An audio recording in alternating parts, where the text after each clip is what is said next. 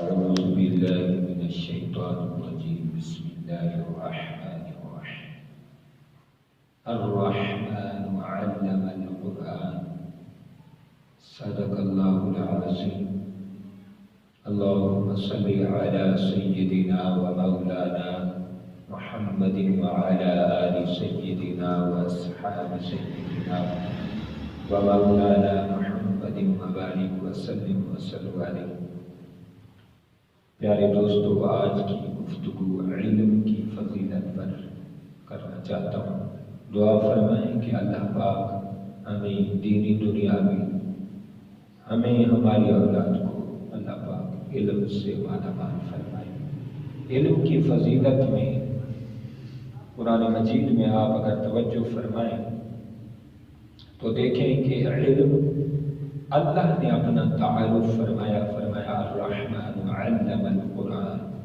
فرمایا رحمان وہ ہے جس نے قرآن کا علم دیا. تو رب نے اپنا تعارف بھی علم سے کرایا. اور اللہ رب العالمین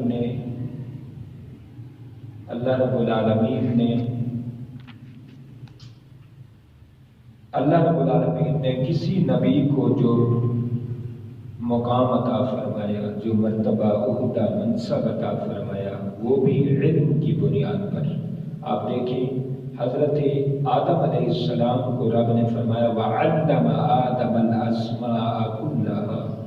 فرمایا ہم نے آدم علیہ السلام کو علم بخشا، فرشتوں پر برتری دی، پھر فرشتوں سے کہا فرشتے آدم علیہ السلام کو سجدہ کر. تو جس کو اللہ علم بخشتا ہے پھر اللہ کی خواہش اور مرضی یہ ہے کہ کائنات اسی کے آگے جھک جائیں.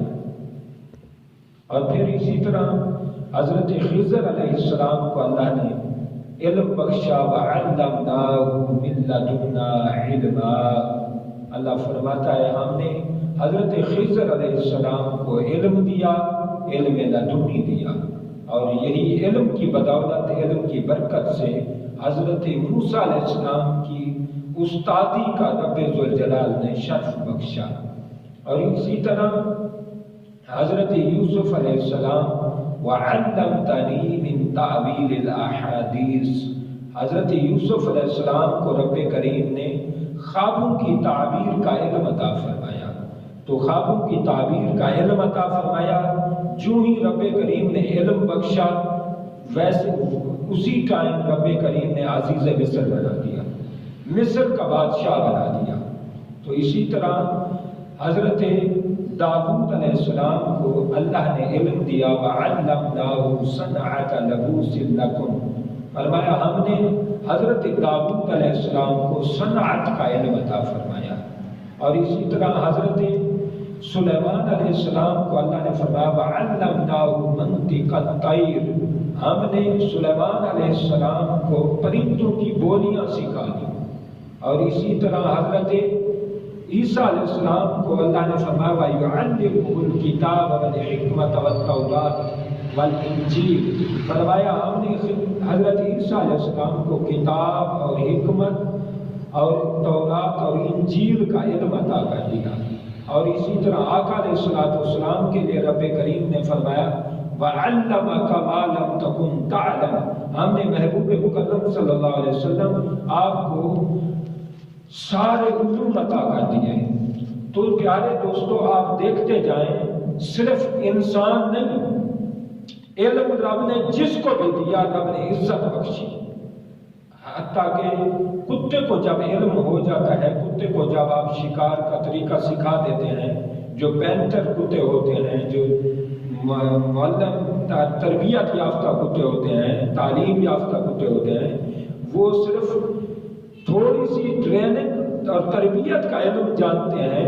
حتیٰ کہ آپ بسم اللہ پڑھ کر اسے شکار کی طرف دوڑا دیں تو جو وہ شکار کرے گا وہ تمہارے لیے حلال ہے. آپ دیکھتے جائیے کہ صرف علم سے فائدہ صرف نبیوں کو نہیں آئے. اسی طرح آپ دیکھیں چونٹی جب چونٹی تھی اس کو علم ہوا، اللہ نے فرمایا لا یحطمنکم سلیمان وجنودہ وہم لا یشعرون. فرمایا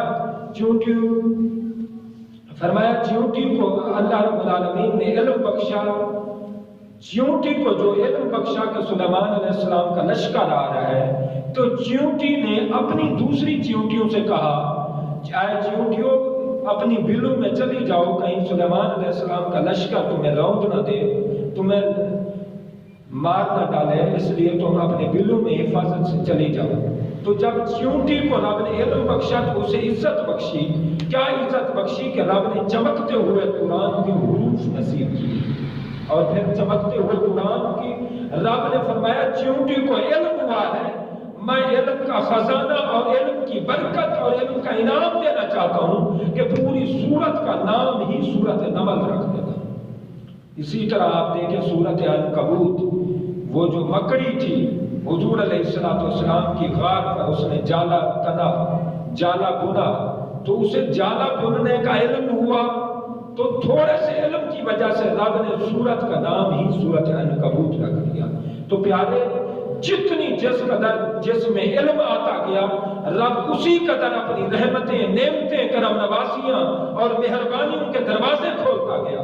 رب نے یہاں وہاں کے لیے عزت مقرر کر دی۔ جو علم سے جڑا اور علم سے تعلق رکھا اور علم سے وابستہ ہوا اور علم سے اپنے آپ کو جوڑ کے رکھا، علم میں استقامت کی، علم حاصل کیا اور علم کی اشاعت کی، علم پھیلایا، رب نے یہاں وہاں عزتوں کے تاج پہنائے، یہاں وہاں رب نے عزتوں سے مالا مال کیا، یہاں وہاں رب نے عزتوں اور احترام لوگوں کے دلوں میں ڈال دیا۔ پیارے دوستو، روایت میں آتا ہے قاضی سہل ایک بڑے محدث ہیں، وہ قاضی سہل ایک جگہ سے گزر رہے تھے، اپنے جبہ پہنا ہوا تھا، آقا علیہ السلام کی سنت کے مطابق لباس وضع قطع، تو آپ اپنی شاہانہ سواری پر جا رہے تھے کہیں تبلیغ فرمانے کے لیے۔ راستے میں ایک یہودی کھڑا تھا، وہ حمام کا کاروبار کرتا تھا، پانی گرم کرتا اور لوگ اس میں غسل کرتے، حمام کا کاروبار تھا اس کا۔ تو حمام میں آگ سلگاتے رہتے ہیں، تو آگ کا جو کام کرتا ہے اس پر آگ کی چنگاریاں بھی گرتی ہیں، کپڑے بھی پرانے پھٹے پرانے ہو جاتے ہیں، پھر وہ میلے کچیلے ہو جاتے ہیں۔ تو وہ میلی کچیلی حالت میں باہر نکلا اور قاضی سہل محدث کو اس نے ہاتھ دیا، آپ نے سواری روکی، اس نے کہا مجھے اپنے نبی کا ایک فرمان سنا دیں، مجھے آپ کے نبی کا ایک فرمان سمجھ نہیں آتا۔ قال عن عبداللہ ابن عمر رضی اللہ تعالی عنہ ان الدنیا جنت الکافر وسجن المؤمن، کہ مجھے آپ کے نبی کا یہ فرمان سمجھ نہیں آیا کہ مومن کے لیے یہ دنیا قید خانہ ہے اور کافر کے لیے جنت ہے۔ حالانکہ آپ کہتے ہیں کہ یہودی کافر ہیں، ہم کافر ہو کر بھی ذلیل ہیں، تم مسلمان ہو کر قید خانے میں کیسے ہو؟ تم تو ٹھاٹ پھاٹ سے رہتے ہو، تم تو آسائش و آرائش سے رہتے ہو، تمہارے وضاقتہ لباس آپ کا دیکھنے کے قابل ہے، دیدنی چیزیں ہیں سب آپ کی۔ یہ مجھے فرمان رسول سمجھ میں نہیں آیا، کچھ مجھے بھی سمجھا دیں۔ قاضی سہل محدث کہنے لگے تمہیں سمجھ آ جائے گی، ابھی تو تو یہاں پانی گرم کرتا ہے، ابھی تو تو پانی کو آگ لگاتا ہے، لیکن جب تجھے جہنم میں رب آگ لگائے گا تجھے پتہ چلے گا کہ میرے لیے دنیا تو جنت تھی، مجھے وہاں کوئی پوچھنے والا نہیں تھا، کھانا پینا جیسے بھی میں مرضی سے پھرتا رہا، کوئی پوچھنے والا نہیں تھا۔ تو جیسے جب وہ تجھے آگ لگے گی پھر پتہ چلے گا کہ یہ دنیا جنت ہے یا نہیں ہے۔ اور یہ قید خانہ ہمارے لیے ایسے ہے کہ ہم یہاں علم پھیلا رہے ہیں، علم کی تگ و دو کر رہے ہیں، علم کی جستجو میں ہیں، علم کی جدوجہد میں ہیں، ہم صبح شام علم کا کام کر رہے ہیں، اور تمہیں لگتا ہے شاید ہم آسائش و آرائش سے رہتے ہیں، ہم ٹھاٹ پھاٹ سے رہتے ہیں۔ ابھی تو تم نے کچھ دیکھا نہیں ہے، ابھی تو تجھے پتہ نہیں چلا۔ خدا کی قسم یہ تو ابھی علم کا میدان ہے، ابھی علم پھیلانے کا میدان ہے۔ جب علم پر رب انعام عطا کرے گا، جب ہم انعامات خدا بندی کو دیکھیں گے، ہمیں دنیا قید خانہ نظر آئے گی۔ ہماری یہ جو تو دیکھ رہا ہے، ہماری سیٹنگ دیکھ رہا ہے، ہماری زیب و زینت دیکھ رہا ہے، یہ تو ابھی کچھ نہیں ہے۔ ابھی تو علم کے رتبے رب نے دکھانے ہیں، علم کے مرتبے دکھانے ہیں، علم کی عزتیں دکھانی ہیں، علم کی عظمتیں عطا کرنی ہیں۔ ابھی تو رب کے ہاں بڑے بڑے انعامات ہیں، ابھی تو تو یہاں دیکھ رہا ہے، جب ہمیں وہاں دیکھے گا تو تو دیکھتا ہی رہ جائے گا۔ تو پیارے دوستو، علم کی یہ شان ہے، یہ عظمت ہے۔ علم جو حاصل کرتا ہے یہاں بھی کرسیوں پہ بیٹھ جاتا ہے، اور وہاں جو رب عزتوں اور کرسیاں اور ممبر عطا کرے گا علم والوں کو، وہ دیکھنے والے ہوں گے، وہ دیدنی ہوں گے۔ اس لیے ہمیں علم کا ذوق ہونا چاہیے، علم کا شوق ہونا چاہیے، اور علم کا شوق بھی ہونا چاہیے ویسے جیسے ہمارے اسلاف کا تھا، صالحین کا تھا، کاملین کا تھا، مقربین کا تھا، صحابہ کرام کا تھا۔ ایک حدیث کے لیے 100 200 400 کلومیٹر سفر کر کے حدیث پاک سنتے، علم حاصل کرتے، ایک حدیث کے لیے اتنے لانگ ٹریولز کرتے۔ یارو یہ کیا ہے؟ علم کی طلب تھی، علم کی طلب تھی، علم کی پیاس تھی۔ حضرت ابو یوسف کے بارے میں آتا ہے، امام ابو یوسف رحمۃ اللہ علیہ فقہ کے بڑے امام ہیں، ان کے بارے میں آتا ہے کہ انہیں یہ حضرت امام اعظم ابو حنیفہ رحمۃ اللہ علیہ کے شاگرد ہیں۔ یہ آپ کے تلامذہ میں بیٹھے ہوئے تھے اور آپ کے حلقہ درس میں بیٹھے ہوئے تھے۔ کسی نے کہا امام ابو یوسف آپ کا بیٹا فوت ہو گیا ہے۔ آپ نے فرمایا کوئی بات نہیں، جاؤ اسے دفن کر دو، کفن دفن کر دو، میں یہیں سے دعا کر دیتا ہوں۔ میں ایک سبق بھی مس نہیں کر سکتا، میرا ایک سبق رہ، میں وہاں چلا گیا تو میرے سبق رہ جائیں گے، میں سبق نہیں مس کر سکتا۔ اپنے بیٹے کا چاہے آخری دیدار نہ بھی کروں تو خیر ہے، میں یہاں سے دعا کر دوں گا۔ یہ ہے طلب، یہ ہے تڑپ، یہ ہے علم کا ذوق۔ روایات میں آتا ہے، بزرگوں نے لکھا ہے کہ ایک بچہ پڑھ رہا تھا اپنے روم میں، اپنے کمرے میں پڑھ رہا تھا، وہ پڑھائی میں مست تھا، اسے پیاس لگی، ماں نے کہا، ماں کو اس بچے نے کہا اماں مجھے پانی پلا دیں، امی مجھے پانی پلا دیں۔ ماں نے اس کے باپ کو بتایا بیٹا پانی مانگ رہا ہے، تو باپ نے کہا میرے بیٹے کو علم کا شوق نہیں ہے، ذوق نہیں ہے۔ علم کی جستجو میں، علم کے سمندر کی گہرائی میں ڈوبا ہوا ہو، علم کی جستجو میں لگا ہوا ہو اور اسے پیاس لگے، یہ سمجھ نہیں آتی، کچھ سمجھ آنے والی چیز نہیں ہے۔ حتیٰ کہ باپ نے کہا تو جب بیٹے کو پانی کی جگہ پٹرول دے دے، تو اس نے گلاس میں پٹرول دے دیا۔ بچہ مطالعے میں مگن تھا، مطالعے میں دل جوئی کے ساتھ مطالعہ کر رہا تھا، دل جوئی کے ساتھ اتنا مستغرق تھا، اتنا ڈوبا ہوا تھا مطالعے میں کہ اس نے پانی دیکھا ہی نہیں، بس گلاس اٹھایا اور پی لیا، پی کے رکھ دیا گلاس۔ ماں دوڑتی دوڑتی باپ کے پاس گئی، تو کہتا ہے بیٹے کو علم کا شوق نہیں ہے، وہ تو پیٹرول بھی پی گیا ہے۔ باپ نے کہا میں پھر بھی راضی نہیں، علم کا ایسے ذوق نہیں، اسے پیاس کیوں لگی تھی؟ علم کا ذوق یہ ہے کہ کھانا پینا بھول جائے، علم کا ذوق یہ ہے چلنا پھرنا بھول جائے، صبح شام بھول جائے، دن رات بھول جائے، اجالا روشنی اندھیرا بھول جائے، خوشی غمی بھول جائے، ہر چیز بھول جائے، تب علم کا کمال نصیب ہوتا ہے۔ جب علم کی پیاس وجد کے ساتھ، عقیدت کے ساتھ، ادب کے ساتھ علم کی پیاس عشق بن جاتی ہے، تب بندہ کوئی عالم اور صاحب فراست اور امام غزالی اور امام رومی بنتے ہیں۔ اسی طرح حضرت محمد بن حسن الشیبانی رحمۃ اللہ علیہ کے بارے میں آتا ہے کہ محمد بن حسن الشیبانی رحمۃ اللہ علیہ بہت بڑے یہ بھی امام گزرے ہیں، یہ ساری رات مسائل اخذ کرتے رہتے، مسائل مطالعہ میں غرق رہتے، مطالعہ میں لگے رہتے۔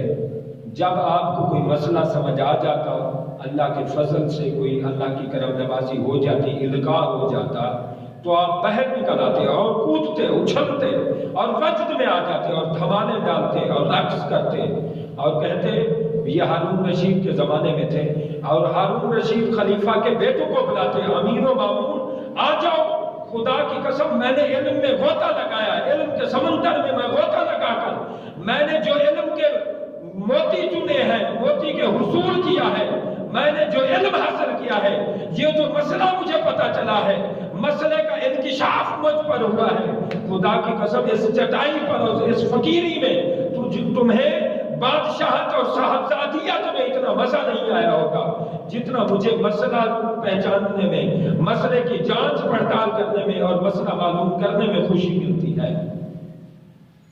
جتنا میں مسئلہ استنباط کرتے ہوئے، مسئلے کا اجتہاد کرتے ہوئے، مسئلے میں جب ڈوب جاتا ہوں اور جب مسئلے کا محنت کر کے جب مجھے محنت کا پھل اور صلہ ملتا ہے تو مجھے جو خوشی ہوتی ہے، اس چٹائی پر جو مجھے خوشی ہوتی ہے، بادشاہوں کے تختوں پر بھی وہ خوشی نہیں ہے، بادشاہوں کے تختوں میں بھی وہ خوشی نہیں ہے، وہ صاحبزادہ بننے میں بھی خوشی نہیں ہے، مال دولت میں بھی اتنی خوشی نہیں ہے جو مجھے یہاں خوشی ملتی ہے۔